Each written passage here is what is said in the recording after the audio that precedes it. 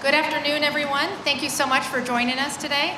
I'm Multnomah County Chair Deborah Gafori, and as you heard, I'm joined by Portland Mayor Ted Wheeler, Portland City Commissioner Dan Ryan, Multnomah County Commissioners Jessica Vega-Peterson and Commissioner Lori Stegman. And we also have from Multnomah County our Health Department Director Ebony Clark and the Joint Office of Homeless Services Director Mark Jolin. We know that it is not ideal to have an outdoor press conference on the 1st of November in the cold and the rain, but we're here because COVID remains an active threat to this community's health. And the pandemic continues to fundamentally change and drive the challenges we face and the steps we have to take to address them. The difficult disruptions we've faced have converged to exacerbate the ongoing crisis of homelessness and to drive the growing urgency with which we must meet the needs of people who are surviving outside. The trauma that our neighbors experience every day, surviving outside, doesn't end when we deride it, close our eyes to it, or put it out of view. It ends when those experiencing it are connected to the places, the services, and the relationships that get them closer to the stability that they need to find safety, rest, and ultimately a home. And now, due to an uneven and unexpected economic recovery, Multnomah County and the City of Portland both have better than expected revenues from the last fiscal year. This represents a rare opportunity for us to come together to pool our resources and immediately boost our efforts to address homelessness in our community. Because we all agree that caring for our neighbors who are surviving outside right now remains one of our highest priorities. Together, we are announcing nearly $40 million in investments to meet this urgent need. And that includes more than $30 million for priorities such as more shelter sites and beds, more behavioral health and public health services focused on high-impact areas like Old Town Chinatown, and more street-based service navigation outreach. And more than $7 million to help address high-impact encampments through steps like setting aside more shelter and behavioral health services for the people affected. I want to pause and say how much I appreciate the work that Mayor Wheeler and Commissioner Ryan and their teams have put into making this happen quickly. This joint package of investments demonstrates our shared sense of urgency and our mutual desire to expand and reinforce our system to meet immediate needs in compassionate and effective ways. And I can confidently say that our communication and coordination is tighter and our partnership is stronger than it has ever been. Even in the face of a long and steady and deadly pandemic, thanks to the tireless and innovative work of the Joint Office, we are heading into winter able to offer more shelter beds than we've had before. We have enough capacity to shelter over 2,000 people in congregate, motel, and sleeping pod shelters, more people than any time in our region's history. But it's also clear that we need more. So we're directing $13 million, almost half of Multnomah County's allocation into this joint package, to shelter. The new acquisitions and leases in this package will add 400 bed rooms and pods to our current shelter system. We're also seeing a rapidly growing number of people who are enduring private, painful, and acute behavioral health needs, made profoundly worse by the trauma of homelessness every day, outside, in full view of the public. Nowhere is this gap between the need for behavioral health services and their availability more apparent right now than in our downtown core, most notably Old Town. So we're investing significantly in enhanced mental and behavioral health supports with a particular focus on the Old Town Chinatown neighborhood. New behavioral health in-reach teams will provide a dependable relational community presence to prevent harmful behaviors, de-escalate crises, and connect individuals to ongoing support. These teams are going to be embedded with several organizations, and I want to give thanks to the folks from Blanchet House and the Lansu Gardens and all of the organizations who brainstormed where and how we can make a difference in Old Town. Additionally, we're building on a successful county behavioral health pilot project by adding another motel shelter and connecting its residents to 2 teams of behavioral health specialists. We're also adding an environmental health specialist to help inspect and improve environmental conditions in our camps. And at the heart of this work, including the investments we'll hear about from the Mayor and Commissioner Ryan, is a diverse and passionate workforce that reflects the best of our community's values of compassion and service. But meeting our ambitious hiring goals while competing for workforce from the same labor pool as the private sector is and will be challenging. So to meet this hard reality, we're also investing in people. By funding and hiring retention incentives, we're taking extra steps to make sure that we can find and keep those who are qualified to be on the front lines of this critical work. We all agree that permanent housing is the clear answer to ending people's homelessness, but there are many paths back home, and together these new interventions will keep people on the road to homes of their own. Historically, the resources we've had to address homelessness have paled in comparison to the decades of disinvestment that created and then perpetuated the conditions for what we're seeing, only to be brought to crisis by the pandemic. But between this mid-year adjustment and the Metro Supportive Services funds, we find ourselves at a pivotal point to increase our capacity, to level up our coordination, and most importantly, to make an urgent difference in the lives of people who are surviving outside. I'm deeply grateful that we've been given the opportunity and the resources to meet these pressing needs. And now I'd like to introduce our Portland's Mayor, Ted Wheeler.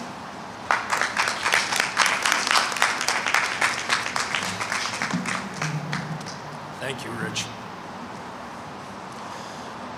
Well, first of all, I'd like to thank the media for being here today. I know this is a chilly location, but we appreciate your being here and giving coverage to this important issue. I'd like to start by thanking Chair Kafoury for reaching out to us to propose combining both our city and our county resources to focus on the local homeless crisis. And I also want to thank you, Commissioner Ryan, there he is. I want to thank you, Commissioner Ryan, for your ongoing leadership on houselessness. It's really been fantastic to partner with you and your team on crafting this proposal. Commissioner Ryan, as I think most of you are aware, is the city's commissioner in charge of the Joint Office of Homeless Services liaisonship, as well as the Portland Housing Bureau, as well as our liaison to Home Forward. Before I talk about our local efforts, I want to take this opportunity to make a passionate plea to Congress, which is also debating human services funding as I stand before you today. We're in the 3rd decade of a houseless humanitarian disaster for many cities like the city of Portland, and the pandemic has only made this situation much, much worse.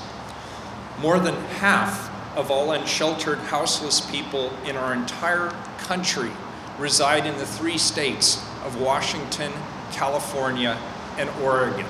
More than half.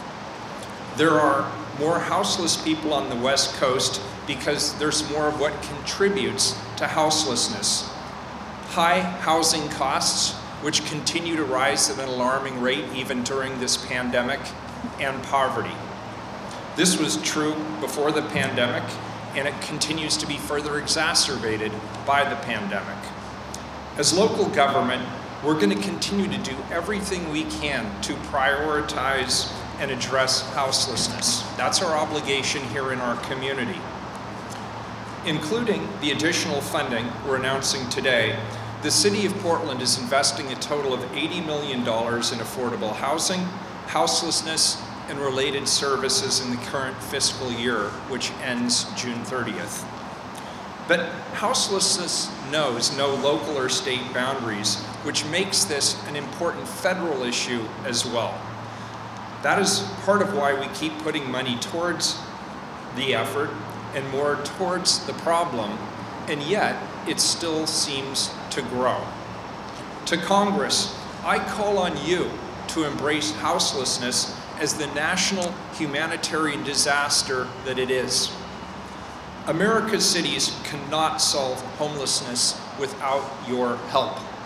This crisis will not ebb until there's a federally funded plan to address it. What's needed most? Congress needs to provide the federal right to basic housing for our poor, senior, and disabled Americans who cannot work. And the federal government needs to pay for it with vouchers or other programs. To our congressional delegation, do not stop fighting for this. We want you to come back home from the current Human Services budget debate with your heads held high, because you helped secure a new federal right to housing for poor, senior, and disabled Americans. While cities like ours wait and wait and wait for vital federal assistance, we're doing all that we can at the local level with the resources that we have to make Portland cleaner and more compassionate. Anyone who's traveled Portland streets knows that our city is overwhelmed by unsanctioned encampments that often pose health and safety and environmental risks to those who not only live within them, but also to those businesses and neighborhoods that live immediately adjacent. Too many of Portland's houseless live in squalid, filthy, dangerous locations outdoors, and all too often, they're victims of crime themselves. The impact of these unsanctioned encampments is felt most by housed Portlanders and business owners who are closest to these campsites. Chair Kafoury highlighted elements of this joint proposal that focused on increasing shelter capacity. Following me, Commissioner Ryan will summarize additional investments within the proposal that support service providers and strategic solutions to improve access to basic sanitation. With the remainder of my time, I'll focus on 4 elements of the proposal that provide better services to those unhoused and improve cleanliness for those who are impacted by unsanitary camps.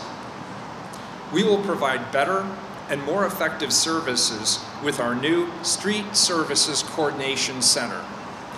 This proposal invests $350,000 to improve coordination of street-level services for unhoused people in our community. The new Street Services Coordination Center created by this proposal will improve city-county collaboration in a way that's never been done before. Day by day, in real time, the center will monitor how many shelter beds are available in each shelter and allow outreach workers to offer shelter beds to unhoused individuals, knowing with confidence that those beds are actually available at that moment. We will fund cleanup of trash left in locations on dangerous terrain. In locations with dangerous terrain, and that's areas like alongside our highways, steep embankments near railroad tracks, former campsite trash is not being picked up in a timely manner. Our joint proposal of $1 million seeks to hire specialty contractors who are trained to work in these dangerous terrains and who are pre-approved to remove trash from various properties beyond our own jurisdictional boundaries, including those of our partners like Metro, ODOT, and others. This will allow for trash to be cleaned up at a faster pace and with much less red tape. We will connect more clients to services by increasing our street outreach workers. There's an unprecedented number of unsanctioned encampments in high-need areas. The houseless people residing within them do not receive sufficient outreach, nor are houseless individuals able to easily connect with local resources. We hear that over and over. Many are unable to leave their personal belongings unattended or to transport them easily. They may be unaware of the services available to them or be confused about where and how to receive various services. There may be distrust in connecting with government resources. The list of reasons goes on and on. We cannot wait for somebody who's living unhoused to find their way to services and shelter. We need to work with them to connect them with those services. This joint proposal of $1,375,000 will hire 20 outreach workers who will go directly to encampments and connect houseless individuals with valuable services and resources both in the central city as well as citywide.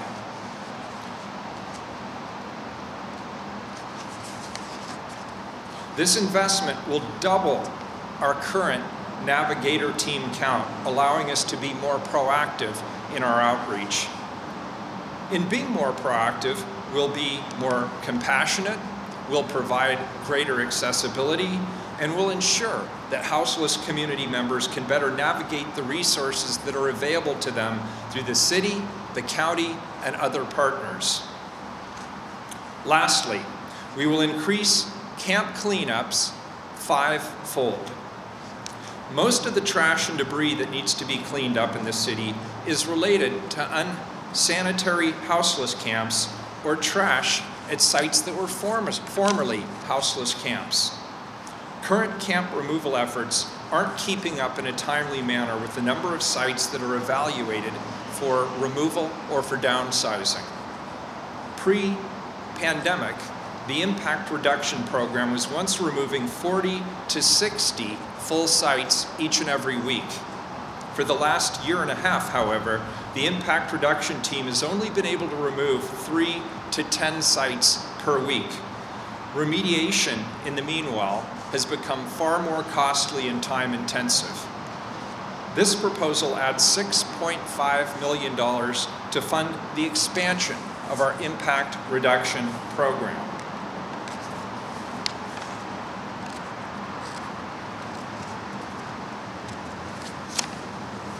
These funds will enable the impact reduction program to return to pre-pandemic operation levels with an increase in staffing for hazmat remediation and the creation of low-barrier trash programs. In closing, I believe there's a lot of good things that this package will accomplish. However, in closing, I want to reiterate my plea to Congress. We must enact a federal housing guarantee for our poor, our seniors, and our disabled neighbors. We will do our part here locally with the resources we have. That's our obligation. But we need federal planning and funding to address this national humanitarian disaster.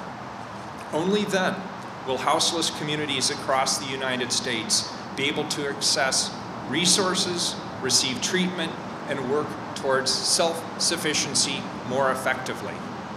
While we wait for federal action, we will continue to be compassionate and resilient here in Portland and throughout Multnomah County.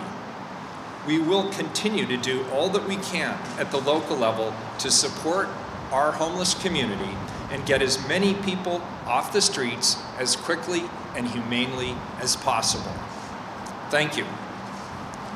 At this point, I'd like to invite Commissioner Ryan to come up and speak on additional details of our city investment.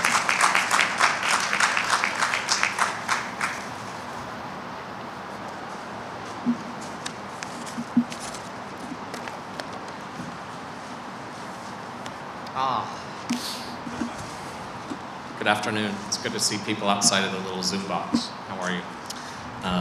Thank you for being here, and really thanks to Chair Kafori for making that phone call, and for Mayor Wheeler for responding.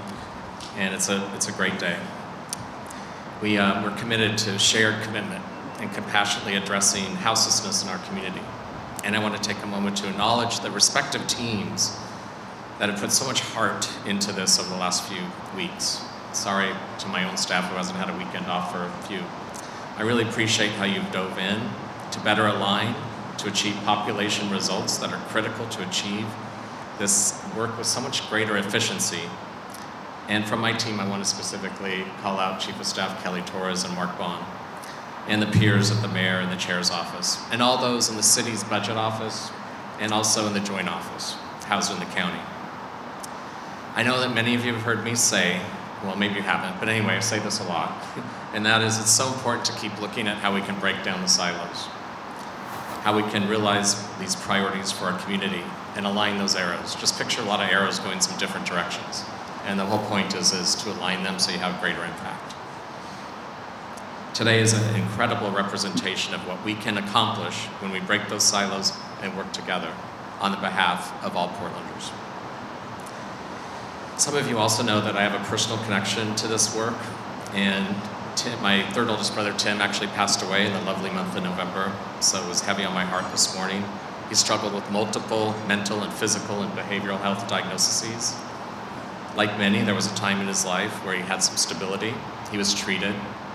When you have those diagnoses, treatment means you usually have a therapist, 12-step programs. You have connection with people that are healthy and are making better choices. It's pretty easy to be triggered and go off that path. Sadly, he stopped taking his medicine, and things progressed pretty rapidly and accelerated as he numbed the pain and used recreational drugs. Heroin was his choice of drug of choice. Like many who pivot into being untreated by healthy supports, it does not end well. So again, his life ended in a public restroom a decade ago. My lived experience influences me to advocate hard inside these virtual walls so we can have much better results for this growing, complex houseless population. It's time to improve our on-ramps to services so we can actually have a home for everyone where someone can actually stay in that home for years with safety and stability. It's my pleasure to share a few more details about this joint investment. First, we'll have additional storage and hygiene solutions for people living outside. The total investment is close to $5 million, with the city investing $3.85 and the county doing an additional $1 million. This includes mobile hygiene, site-based hygiene pods, urban rest stops, day centers, and short and long-term property storage. While our houseless residents are waiting to get into shelter and housing, we have to make sure they are getting the services they need to get stable. This investment, and specifically the study on how to make this investment effectively, are a necessary part of the system. Second, we'll create the Streets Services Coordination Center and align with the Joint Office and Houseless Services. This is an equally shared investment between the city and the county. Currently, first responders, outreach navigators struggle to connect unsheltered to shelter beds. And so, it's important that we find the right number of shelter beds so the dedicated folks on the first responder teams, whether it's Portland Street Response, Portland Fire, Portland Police, Impact Reduction Program, parking enforcement, navigation teams, basically, we need the city and the county to herd the cats so they have a better daily assessment on what's available. These 4 new positions, 2 in the Office of Management of the city and 2 in the Joint Office, who will work to directly connect all the entities that interface with our houseless population and build a coordinated system to refer them into shelter. This work will help us determine where gaps exist so we can drive the necessary work of breaking down the silos and improving our system as a whole. This will change the way shelter providers, first responders like Portland Street Response, community-based organizations, and the community at large to help our houseless neighbors get into shelter. And it'll also help us drive our larger work of coordinating and aligning the many entities that work in our houseless system. Third, we will incentivize recruitment and retention for service providers. The chair mentioned this earlier, and that is that so many people who work to support unhoused Portlanders are improperly compensated for their work. Simply said, when you work in this line of work on the front lines, you're at the risk of being houseless yourself. That needs to change. Service providers are frontline workers. They are engaging with our community, and they deserve a compensation package that reflects their commitment. This piece of the total allocation is $2 million, and the county is providing $1.5 million of that with our $500,000. Together, we'll expand the pipeline of service providers and show them how meaningful their contributions to society are. This investment will fund bonuses to staff support recruitment and retention and incorporate mid-year and 3% pay increases. I've been calling for this investment since I was sworn in last year, and I'm so proud to be standing here today where the city's pitching in for that effort. Fourth, while this is a county-funded piece of our proposal, I want to acknowledge the mental and behavioral health supports that this package contains. I know that our $2.5 million investment in behavior, in-reach teams focused in Old Town will make an impact. I also know that Oregon consistently ranks at the bottom of our country when it comes to mental and behavioral health services. And I know how much we need to change that. I'm asking that our state leadership to hear and call for increased support. We need to prioritize health and human services, and I want all state legislators to listen today. This county investment will make a difference, but we need more consistent leadership to change the status quo. I know that you're hearing us, and your commitment to building a more comprehensive solution is in motion. I want to thank my colleagues, Chair Kafoury and Mayor Wheeler, once more for their partnership in this venture. And thank you to the media for being here today and for helping explain this really complex, very complex challenge to our city. We didn't get here overnight. The houseless crisis has been chipping away at the city's soul for over a decade. Today, there's zero denial about the impact of this crisis on our street it's having on our city. I know, like my colleagues, my ears listen to gripping and angry stories every single day. I'm pleased today I have more hope than ever than my first 13 months in office about the alignment of resources, the willingness to streamline services, and really just to play to our strengths with greater role clarity between the county and the city. We must continue to innovate, work smarter, and this is definitely a step in the right direction. As many of you know, our office is also taking the lead right now to locate, build, and manage with the county a thriving new on-ramp system that is terribly needed, safe to rest villages. The myths and the fears about these results, this result-focused services is vast. So before you make up any story about them, please, I encourage everyone to visit our website in Portland, Oregon, what a long, anyway, it's on our website. And you can find Safe Trust Villages. I'm not reading all that. For more information about our work, providing shelter, alternative shelters for Portlanders experiencing houselessness, and we look forward to having more engagement with all of you as we build these across our city. With that, I'm very happy to, all of us are very happy to take questions. I'm turning this over to someone over there, right there, all right. Thank you, Commissioner. You're welcome. Thank you all. Thank you very much. So now we can take some questions. Rich Chapman is here with a microphone. If you raise your hand, Rich is going to go to you so that we can get your questions. They can hear them and direct who's going to answer.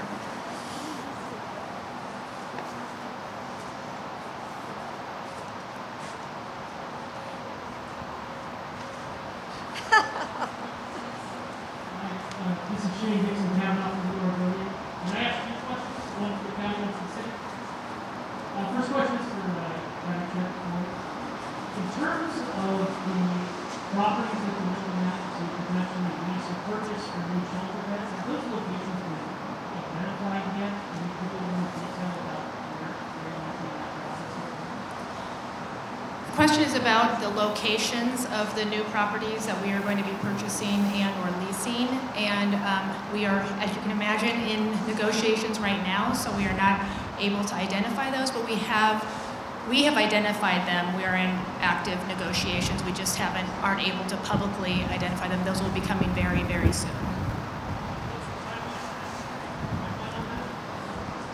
They vary, but as we know, this is an urgent situation.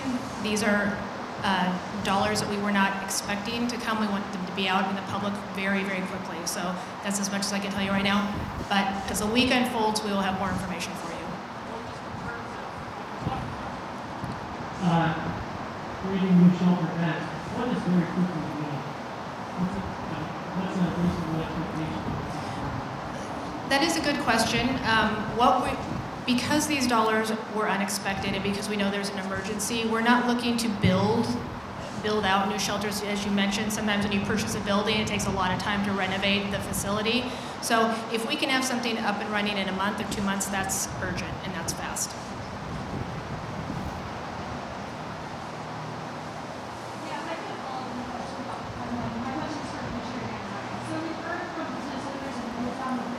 Can you say who you are? Oh, I'm sorry. I'm just questions for Commissioner They don't feel like city leaders have activated enough urgency on the issues of violence or homelessness of their ones. What can you do to assure them that you guys are going to do this quickly? What are you doing for them? I'm challenged right now. I missed half your question. Yeah. Can you hear me now? Yeah. Okay, so I'm following up the question about the town. We heard from business owners in the whole town, and they tell us that they don't feel that city leaders have acted with enough urgency on the issues of violence and homelessness. What can you do to assure the public that you guys are going to act quickly? What can you say about it? So your question is about the fact that people in downtown, especially Old Town, are disappointed that we're not moving with enough urgency to do. Okay, yeah. So this didn't happen overnight. A lot of us were calling out the challenges in Old Town for years. However, it is really important that we keep building these services, because in Portland, Oregon, we're under the Ninth Circuit Court ruling where we have to actively provide services before we could ever remove someone. And so one reason it was really important to get busy on better on-ramp supports was to actually move houseless residents into that. This is about services. This is about 24-hour supervision. It's about getting people with just enough willingness to start to embrace those services so they can build resilience. So when they move into an apartment, they actually have a better success rate. We have to measure the data on that, of course. So that's the action we can keep taking. And then we also have to keep looking at why we were talking about these safe rest stop places, is where we can take houseless individuals to get some care on the ground, if you will. If this is really a crisis and we're supposed to act more like FEMA, then we need to provide more on-site responses. We also are looking, it's so connected to community safety as well. And that's why the Portland Street Response Expansion, which is accelerating during our fall bump process, is also connected to this. Getting someone to say yes to services is a big deal, and perhaps that's behind your question.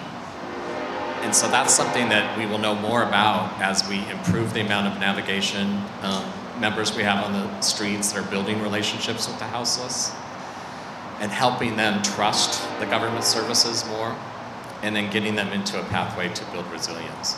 So when you look at the combination of the investments with both the navigation team, which is under the leadership of Mark Jolin at the Joint Office of Houselessness, coupled with in the city side of urban reduction work, it's why that is such an important key role to herd the cats so we can streamline those services quicker. But we are, as a society, having to face the challenges of what it's like when someone does refuse those services. And that's a next step that we have to keep looking at. So I'm not denying the question, I'm just saying the complexity means how important it is to take one step, take another step, and start to get results. And again, we're in an emergency, so we can't let perfection get in the way of good. We have to start doing something to get action so we start to see results, and we'll keep learning as we go. Does the mayor want to add anything? This is about Old Town Chinatown. Couldn't quite hear the question. Oh, yeah, you could focus more on Old Town Chinatown, yeah, for sure. Okay, great. Sorry, weirdly enough, it's hard for us to hear the questions, so I apologize. But this, with regard specifically to Old Town Chinatown, these proposals were in measure shaped by feedback we got from Old Town Chinatown. Sam Adams, who's hiding in the back there, and his team have been meeting with leaders in that community pretty much on a weekly basis. And what we heard from them loudly and clearly was concerns about safety, concerns about houselessness, and concerns about livability, trash and graffiti. And so these proposals include improvements around safety. They include the proposals that we've been discussing around houselessness and the work that we're doing to increase not only the impact reduction team, but also regular litter collection and graffiti abatement. I believe those will go a long way towards addressing their concerns as far as this proposal is concerned. I will just add, with sort of for extra context here, that we also deployed bicycle police to Old Town Chinatown at their request, so that's now been going on for a couple of weeks. In addition to that, we've put together a grant program to help some of the small business owners and operators to be able to defray the cost of private sector security. So we are in communication, and I believe when they see the totality of these proposals, they'll agree with me that their concerns have been heard, if not fully addressed.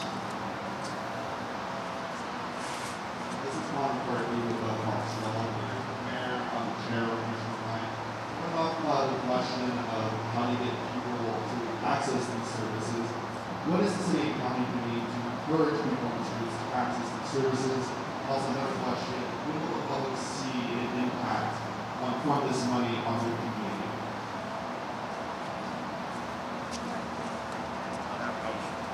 Yeah, I'll go ahead and start. Thank you for the question, Dan Ryan, City Commissioner. I think that it's definitely the navigation team investment. What I've learned in my 13 months in office, for example, when we were cleaning up Laurelhurst Park, Mark Jolin and his team at the navigation team were out there working with the houseless in Laurelhurst Park for a week. And before that, for months, some of them. But it takes a while to establish the rapport and to really understand what their needs are, and then to build that trust. And so we really do need more navigation folks on the ground building those relationships. And that is a pathway to saying yes to services. So that's why that's a big part of the investment. When will the public see this money actually make an impact on the streets? Especially with the economic urgency. There's some businesses that are being impacted across Portland. Will the public see an impact on years? Seeing the streets, So people will begin to see the results relatively quickly, but I also want to be clear, we're hiring new positions and we're establishing new programs or expanding existing ones. That obviously doesn't happen overnight. For example, with the impact reduction team, by increasing that 5-fold, that means we're going to be adding vehicles and we're going to be adding personnel. So I would say weeks to months, but certainly you will begin to see the results and feel the results fairly quickly. I'll just add that the dollars that we're talking about today are additional, and both the city and the county passed our budgets at the end of June, beginning of July, which were very large in themselves and had a lot of new services online. We've tailored and made sure that the investments that we're going to make with these new dollars dovetail, enhance, and coordinate better between the city and the county. So you won't be able to say that this person served is a result of these dollars necessarily. It's the result of the work that we've been doing all along, because we've felt this urgency, we felt this crisis to get people off the streets and into housing.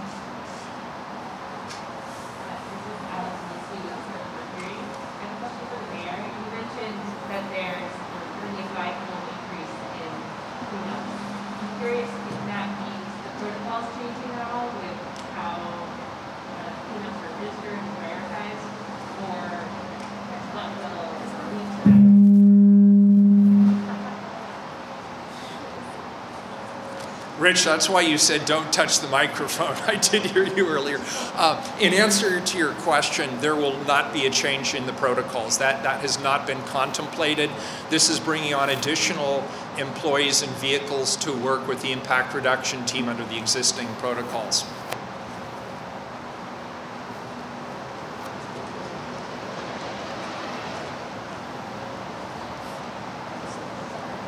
Mike Leonard from KGW. This is for Mayor Wheeler.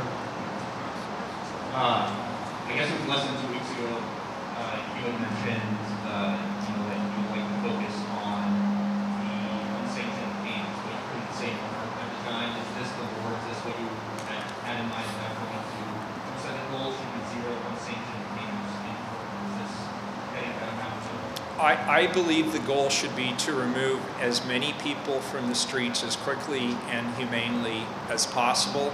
And the impact reduction team is part of a larger series of services, but when I was talking about camp remediation for those that meet the objective criteria around safety, health, or the environment, this is what I mean. And I wasn't being coy about it, I just didn't know what level of resources I had available, how it would shake out with all of the other requests from my fellow commissioners, and how many personnel and vehicles we'd actually be able to deploy. And so today you're hearing that answer. We're going to see a 5-fold increase in those operations. Thank you, Mike.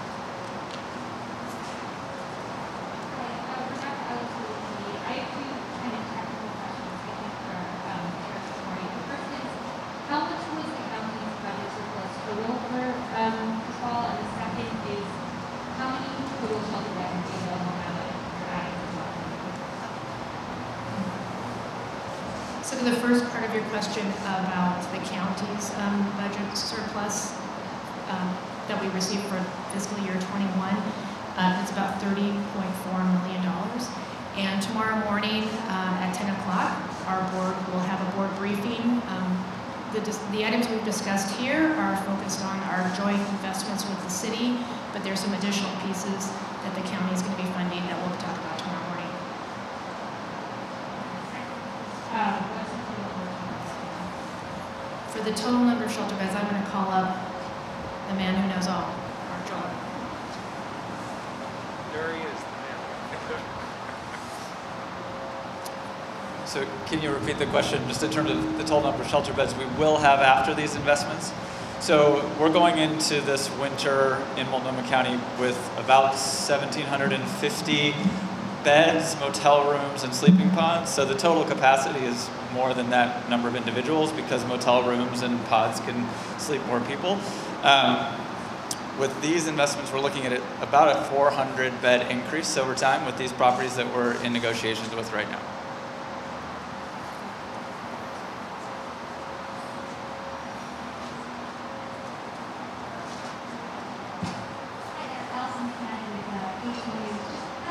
Question in response to this surplus. Is this something we're expecting to see again, to see it in the future, or how exactly did it come about?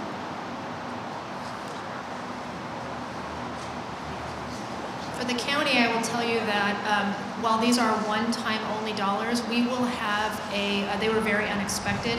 I have to give a shout out to our county economist who's been spot on for years, and just the business surplus and income tax that they collected was higher than they expected, a lot higher.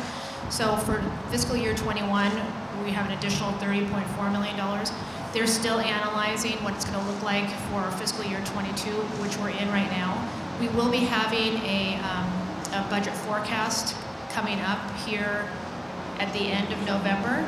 And at that time, we'll have specifics. We're assuming that there will be additional dollars as well. We just don't know the exact amount yet. I thought I'd jump in as well.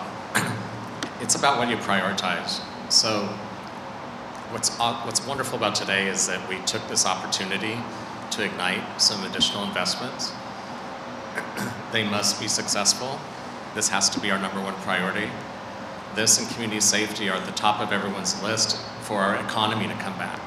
So if we don't focus on this, the houselessness crisis and the challenges and the impacts to everyone, not just houses, also those that are housed, obviously our businesses, people that come here to play and to spend money, we need that. And so if we don't focus on houselessness and community safety first, we won't have our economy coming back in the way that Portlanders should expect.